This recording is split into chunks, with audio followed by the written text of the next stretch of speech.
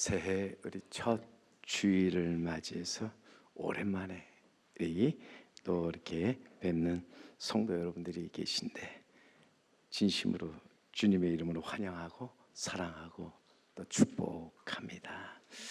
새해 첫 주일에 어제 눈이 내려서 미끄럽고 또 날씨가 기온이 갑자기 추워졌습니다.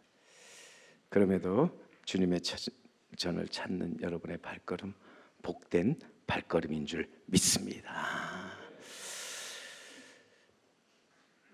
집에서 가까운 교회를 찾지 말고 성경에 가까운 교회를 찾아 나아가서 정말 그 말씀 안에 서고 그 말씀 안에 사는 자가 복 있는 사람인 줄 믿습니다. 현대 사회의 특징이 있다면 예전에 인류가 경험했던 사회와는 비교되지 않을 정도의 속도로 변화한다는 거지요. 우리가 경험하지 못한 속도로 세상은 급변하고 있다. 고도의 산업 성장에 힘입은 현대 사회는 고대와 근대의 사고 방식과 생활과는 상상할 수 없을 정도로 빠른 변화와 함께 물질 문명의 다양한 혜택으로 안락한 그리고 편안한 생활을 가져다 주었습니다. 여러 가지 변화 중에서도 여러분 가장 손쉽게 전할 수 있는 현대 문명은 바로 교통과 통신으로 여러분 하루 걸려야 갈 수 있는 서울 부산의 거리를 이제는 불과 한 2시간대에 오갈 수 있습니다. 또 멀리 있는 사람과 또 우리는 이 핸드폰으로 얼마든지 서로 보고 이야기하면서 또 요즘은 그 통신의 수단을 통해서 우리는 정말 온 세계가 하나의 지구촌이라는 말을 실감하게 되지요. 살기는 편해지고 안락해졌지만 현대인들 그러나 더욱더 불안하고 두려움과 걱정, 근심 속에 살아갑니다. 수많은 스트레스를 받고 살아가지요. 사람들은 점점 급변하는 이 세상에 적응하지 못하고 흔들릴 때가 많이 있죠. 그래서 요즘 현대인들을 위해서 참 많이 팔리는 약이 있습니다. 그 약이 바로 진정제. 심장 진정제가 있고 신경 진정제가 있고 정신 진정제가 있는데 하여튼 진정제라는 이 약이 얼마나 많이 팔리는가. 또 그런가 하면은 또한 이제 이러한 현대인들을 위해서 잘 되는 사업이 하나 있습니다.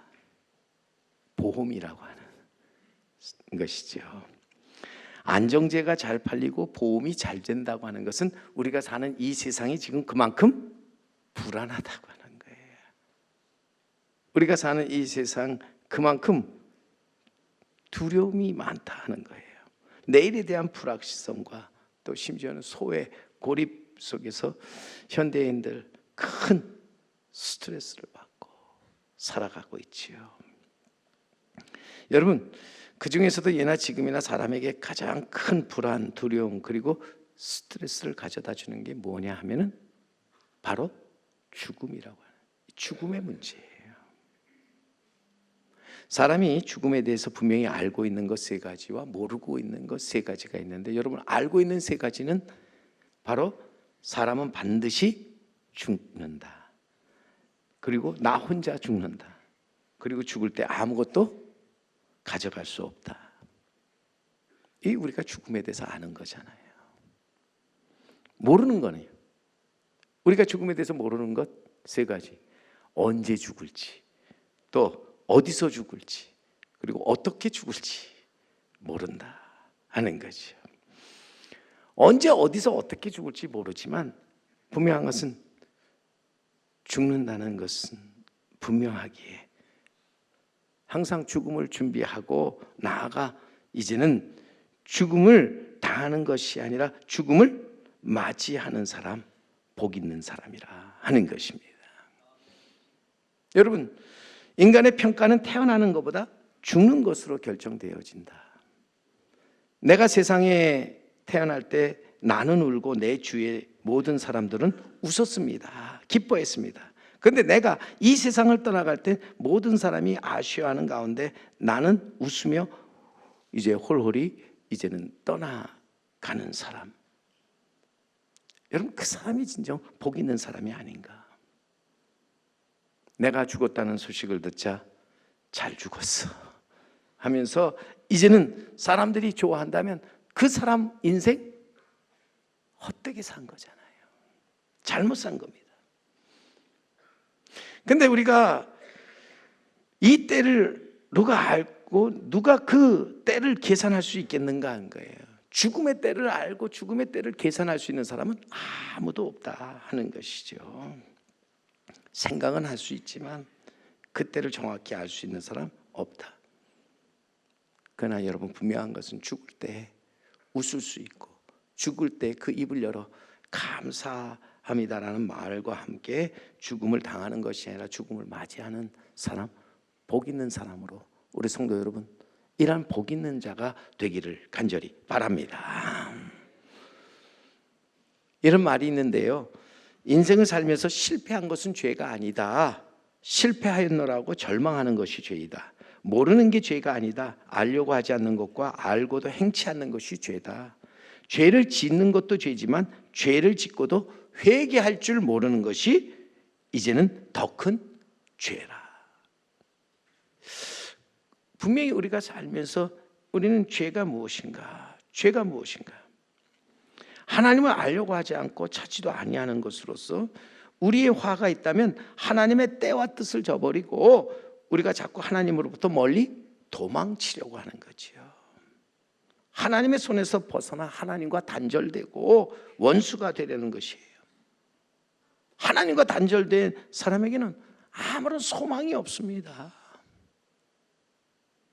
하나님과 단절은 죄로서 죽음입니다. 멸망입니다. 끝이라고 하는 거예요. 누가 나를 이 죄와 사망에서 건져낼 수 있는가? 사랑의 하나님, 원수된 죄인들과 화목하며 저들을 그 죄 가운데서 구원하시기 위해서 그의 하나밖에 없는 독생자를 세상에 보내주셨습니다. 그를 십자가에 달려 돌아가게 하셨습니다. 십자가의 도를 통해서 하나님 인간에게, 죄인들에게 의를 덧입혀 주셨다고 하는 것입니다. 뿐만 아니라 그 십자가를 통해 하나님께서 하나님의 자녀가 되게 해 주셨다고 하는 거예요. 여러분, 이게 기독교의 진리예요. 나는 아무 공로 없지만 정말 하나님께서 복음을 통해서 그 의를 내게 덧입혀 주시고 하나님의 자녀가 되는 권세를 주셨다. 이것이 진정한 우리 복음이잖아요. 그래서 20세기 위대한 신학자였던 몰트만은요, 십자가에 달리신 하나님이라는 책에서 그리스도인이 무엇을 바라보아야 할지를 분명히 가르쳐주면서 십자가에 나타난 하나님의 사랑은 우리의 유일한 희망이라고 외쳤습니다. 십자가에 나타난 하나님의 사랑은 우리의 유일한 희망이라. 오늘도 분명히 우리는 십자가에 나타난 하나님의 사랑을 우리는 잊지 말고 기억해야 한다는 거예요. 오늘 말씀에도 8절에 우리가 아직 죄인 되었을 때 그리스도께서 우리를 위하여 죽으심으로 하나님께서 우리에 대한 자기의 사랑을 확증하셨느니라 말씀하고 있죠. 십자가에도 하나님의 능력입니다. 사랑입니다.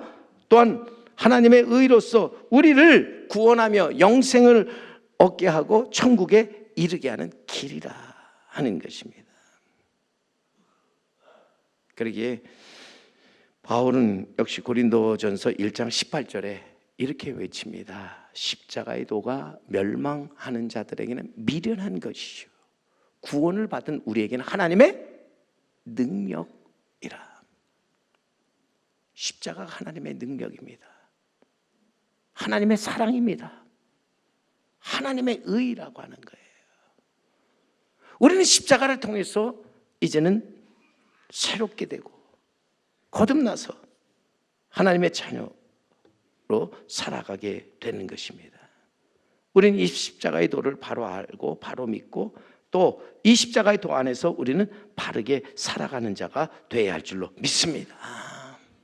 오늘 이 십자가의 도를 바로 알고 바로 믿는 자에게 이 십자가는 참 소망이 되는 거예요. 참 빛이 되는 거예요. 참 우리의 생명이 되는 거예요. 그런 점에서 우리는 지금 불안과 두려움, 스트레스가 많은 이 현대사회에 살면서 십자가의 그 도를 바로 알고 바로 믿고 나아가서 그 안에서 바르게 살면서 믿음으로 이기고 승리하는 자가 되어야 할 줄로 믿습니다. 믿음으로 의롭다 하심을 받은 자로서 하나님과 화목하고 함께하며 살아가는 자가 되어야 한다 하는 것입니다. 그리고 오늘 본문 말씀에 사도 바울은 담대하게 외칩니다. 1절 말씀을 여러분 다시 한번 보시면은 그러므로 우리가 믿음으로 의롭다 하심을 받았으니 우리 주 예수 그리스도로 말미암아 하나님과 화평을 누리자. 오늘도 분명하게 우리가 살아가면서 믿음으로 의롭다 하심을 이제는 받은 우리 주 예수 그리스도로 말미암아 하나님과 화평을 누리는 자가 되어야 한다 하는 것입니다. 이 땅에서 가장 여러분 복 있는 사람이 누굴까요? 하나님의 아들 주 예수 그리스도로 말미암아 하나님과 화평을 누리는 사람이라는 거예요. 우리 주 예수 그리스도를 믿음으로 말미암아 의롭다 하심을 받고 나아가서 하나님과 화평을 누리는 사람, 그가 진정 이 땅에서 복 있는 사람이라.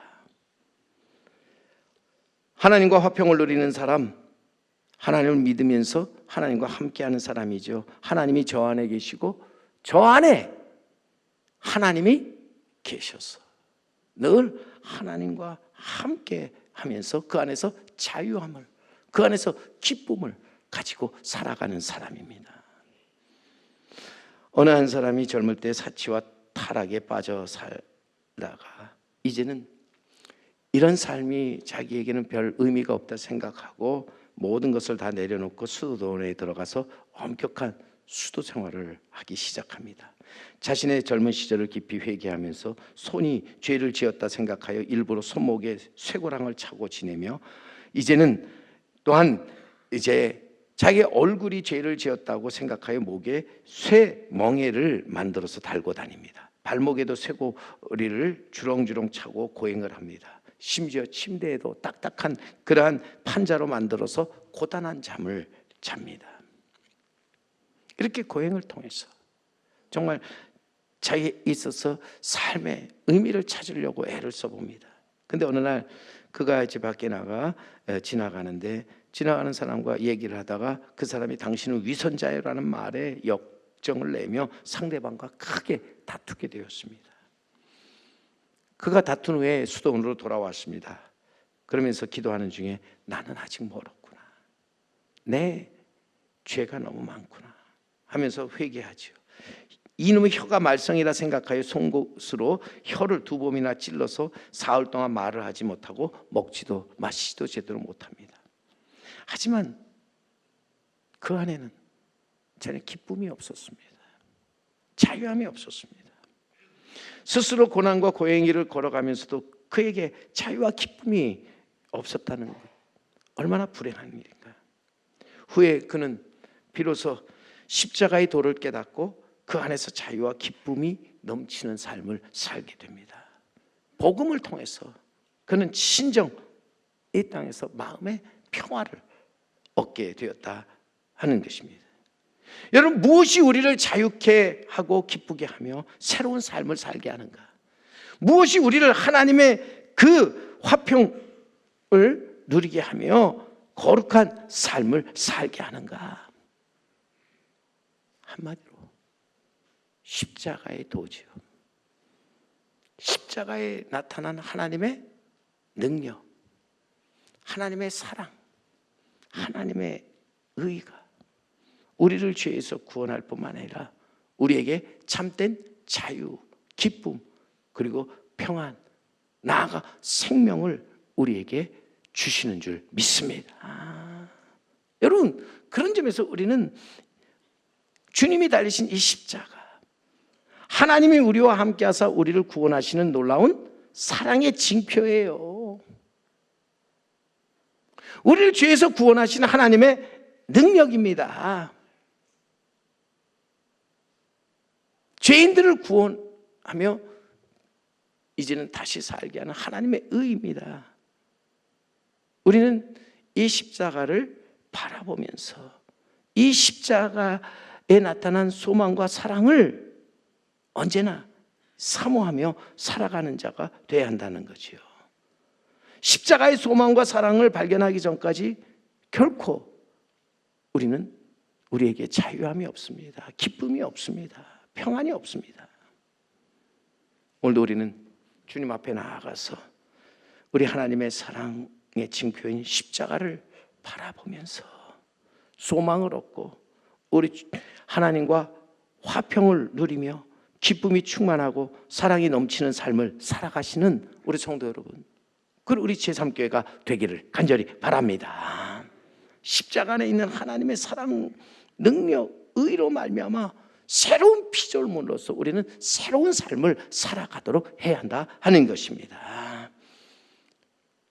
새해와 또 새날을 우리 주시는 하나님의 은혜를 기억하면서 우리는 나아가서 주 안에서 언제나 즐겁고 기쁘게 하나님과 화목하는 가운데 늘 우리는 즐거운 인생을 살아가는 우리 성도 여러분, 그리고 제3교회가 되어야 합니다. 놀라운 것은 정말 하나님께서 우리를 사랑하사 우리에게 은혜와 사랑을 베풀어 주십니다. 그런데 그 은혜와 사랑을 베푸시는 하나님이 그의 사랑하는 자녀들에게 바라시는 것이 무엇일까요? 그것은 두려움이 아닙니다. 슬픔이 아닙니다. 걱정하며 사는 게 아닙니다. 하나님이 그 자녀에게 바라시는 것은 기쁨이요, 평강 속에 즐거움을 가지고 살아가는 것이죠. 미래와 희망을 가지고 살아가는 것이 우리 하나님이 그의 자녀들에게 바라시는 것인 줄 믿습니다. 우리가 잘 아는 그렇게 예레미야서를 보면 우리 여호와께서 말씀하십니다. 너희를 향한 나의 생각은 재앙이 아니요 곧 평안이요 너희에게 미래와 소망을 주는 것이라. 하나님이 그 사랑하는 자녀에게 바라고 그 사랑하는 자녀에게 주신 것이 무엇입니까? 재앙이 아닌 평안이라고 그랬고요, 미래와 소망을 주사 언제나 기쁨 속에 살기를 원하신다 하는 것입니다. 그러기 어떤 이는 이런 말을 합니다. 소크라테스는 우리에게 철학을 주었고 아리스토텔레스는 우리에게 과학을 주었다. 예수님은 우리에게 영원한 생명과 기쁨을 주었다.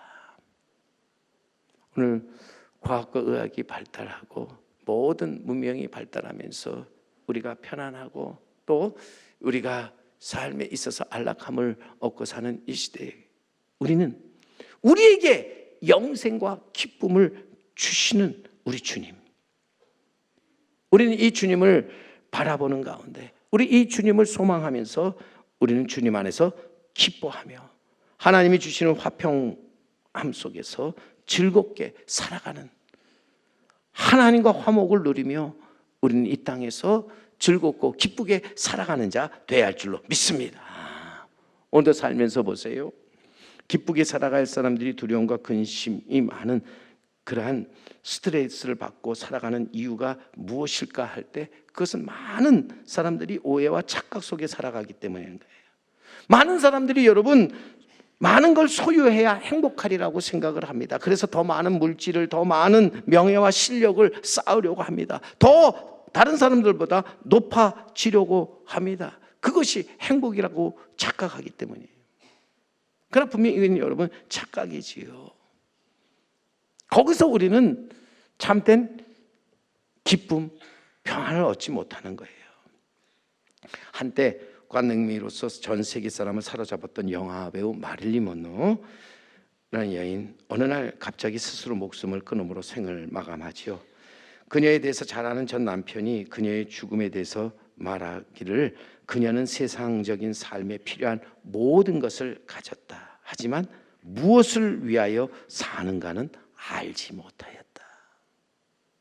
모든 것을 가지고 있어도 그녀는 안타깝게도 자신이 무엇을 위해서 사는가를 알지 못했다.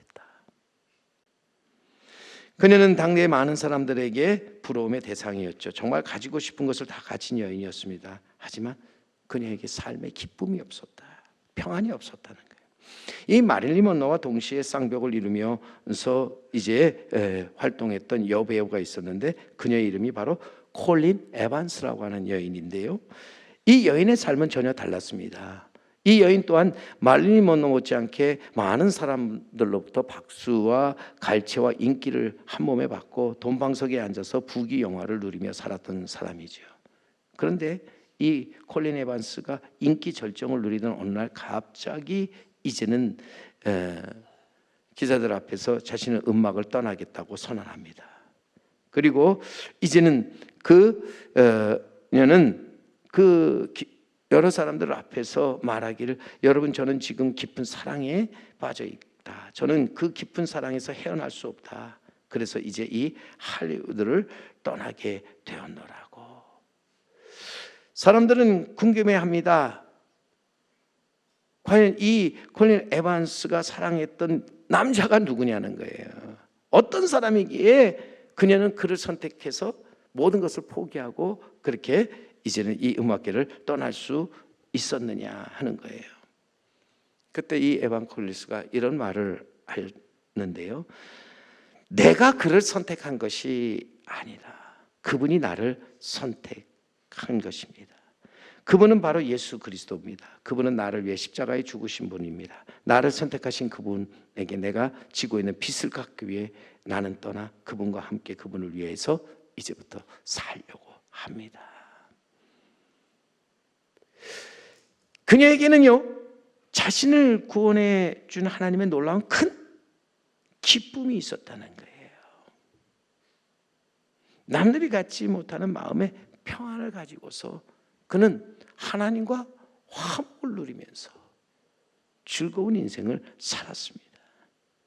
성도 여러분, 진정한 우리에게 있어서 행복이라고 하는 것은 소유에 있는 게 아니라는 거잖아요. 우리는 화평 속에 즐거워하는 삶을 사는 것이 우리 인생의 참된 행복이라는 것을 잊지 말아야 할 줄로 믿습니다. 성도의 기쁨과 즐거움은 육체적이고 세상적인 쾌락을 누리는 동물적인 본능과 말초신경을 자극하여 느끼는 그런 것이 결코 아닙니다. 정말 우리 성도들이 느낄 수 있는 기쁨, 즐거움은 내면 깊은 곳으로부터 솟아난 영적 즐거움이며 영원한 행복이라고 하는 거예요. 오늘도 사랑하는 성도 여러분, 이 영적인 즐거움과 영원한 기쁨을 가지고 나아가서 복된 삶을, 행복한 삶을 살아가는 우리 성도 여러분들이 다 될 수 있기를 바랍니다. 결국 예수를 우리가 잘 믿는다는 것은 무엇입니까? 주님 안에서 주님과 함께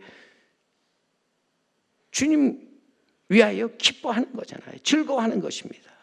구원의 기쁨 속에서 기뻐하고 즐거워하며 하나님과 더불어 화평을 누리며 살아가는 것이라는 거예요. 그러기 오늘 본문 9절 10절 말씀에 가보시면 그러면 이제 우리가 그의 피로 말미암아 의롭다 하심을 받았으니 더욱 그로 말미암아 진노하심에서 구원을 받을 것이니 곧 우리가 원수 되었을 때에 그의 아들의 죽으심으로 말미암아 하나님과 화목하게 되었은즉 화목하게 된 자로서는 더욱 그의 살아나심으로 말미암아 구원을 받을 것이니라. 아멘.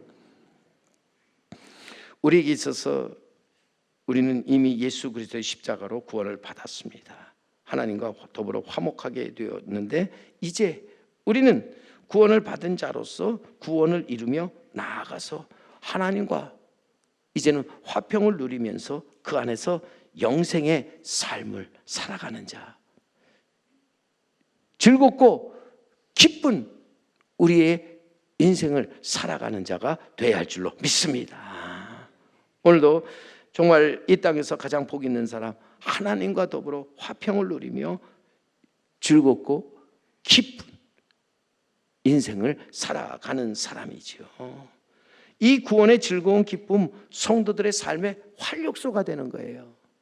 그래서 성도들로 하여금 새 힘을 가지고 일어나게 하는 거예요. 그리고 우리 하나님을 바라보며 달려가게 만든다는 거예요. 우리에게 가장 그래서 필요한 것이 무엇입니까? 이 구원의 기쁨, 즐거움을 회복하는 것이다. 그래서 다윗은 이제 기도할 때 시편 51편에 보면 주의 구원의 즐거움을 내게 회복시켜 주시고 자원하는 심령을 주사 나를 붙드소서. 죄를 범하고 이제는 그 죄 때문에 애통하던 다윗, 삶의 그 험하고 힘든 길을 걸어가면서 지치고 피곤한 길에서 다윗은 간구하기를 주의 구원의 기쁨 회복시켜달라, 주의 구원의 그 즐거움을 회복시켜달라. 사랑하는 성도 여러분, 오늘도 우리 주님 앞에 나와서 정말 우리 모두가 주님께로부터 주의 그 구원의 기쁨과 즐거움을 내게 회복시켜달라고 간구하며 부르짖는 성도 여러분, 그리고 제가 되기를 간절히 바랍니다. 오늘도 분명히 우리가 알아야 될 것이 참된 즐거운 기쁨의 근원이 어디서부터 나오는가, 어디서부터 시작되었는가. 시편에 우리 16편 11절에 시인은 말합니다. 주께서 생명의 길을 내게 보이시니 주의 앞에는 기쁨이 충만하고 주의 우편에는 영원한 즐거움이 있나이다. 우리에게 있어서 이제는 기쁨이 충만하고 또 우리의 영원한 즐거움이 어디로부터 오는가? 바로 우리의 생명의 길을 우리에게 보여주시는, 우리의 갈 길을 밝히 보여주시는 주님께 있다. 오늘 참된 기쁨, 영원한 즐거움이 오직 주님께 있습니다. 복음 안에 있습니다. 하나님의 사랑 안에 있습니다. 그러기에 우리 주님 안에 서고 주님과 함께 동행하면서 살아가면서 이제 참된 기쁨, 즐거움을 갖고 살아가는 우리 성도 여러분, 그리고 제3교회가 되기를 간절히 바랍니다. 올 한 해 우리 주 예수 그리스도로 말미암아 하나님과 화평을 누리는 가운데 주의 앞에서 기쁨이 충만하고 영원한 즐거움이 넘쳐 흐르는 귀하고 복된 삶을 살아가는 우리 성도 여러분, 그리고 우리 제3교회가 되기를 주님의 이름으로 간절히 축원합니다.